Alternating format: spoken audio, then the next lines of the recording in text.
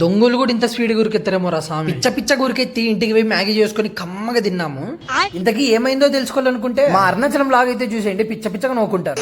Hello మామ, welcome back to my channel. ఈ రోజు అయితే మనం అరుణాచలంలో గిరి ప్రదక్షిణ అయితే చేయబోతున్నాం. అట్లా కర్పూరం వెలిగించి నడచడం స్టార్ట్ చేసినామో లేదో లైట్ కాలు నప్పిస్తున్నట్లుంది. మామూలుగానే నడచడం కష్టం అంటే ఈ అగ్నిలింగం కాడ చూడండి, రోడ్డు అంతా అట్లా రాళ్ళు ఉంది. మనోళ్ళు అయితే సన్నగా అడుగులు వేసుకుంటూ పోతున్నారు. ఇంకా ఇదైతే వాటర్ బాటిల్ తీసుకుని దూరంలో కనిపిస్తున్న గిరిని అయితే చూసుకుంటూ నడుచుకుంటూ పోతున్నాము. ఇక్కడైతే మధ్యలో కుక్కపిల్ల అయితే కనిపించింది, దీంతో అయితే ఆడుకుంటున్నాము. సైలెంట్ గా కుక్కపిల్లతో ఆడుకుంటున్న మౌనిక అయితే సడన్ గా పూర్తిగా చంద్రముఖిలా మారిన గంగా అన్నట్లు చేసింది.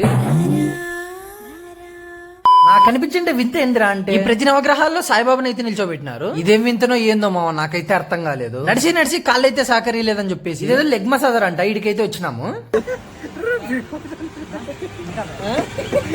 చెక్కలిగిలి పెట్టుకుంటే బలిగుంది మా ఫీల్ అయితే. చిన్నగా మా అన్న అయితే స్లీప్ వేసేసినాడు. ఇంకా మా అన్ననే అనుకుంటే మౌనిక చూడండి ఇంకా కూర్చొని నిద్రపోయింది. బాబు లేవ్.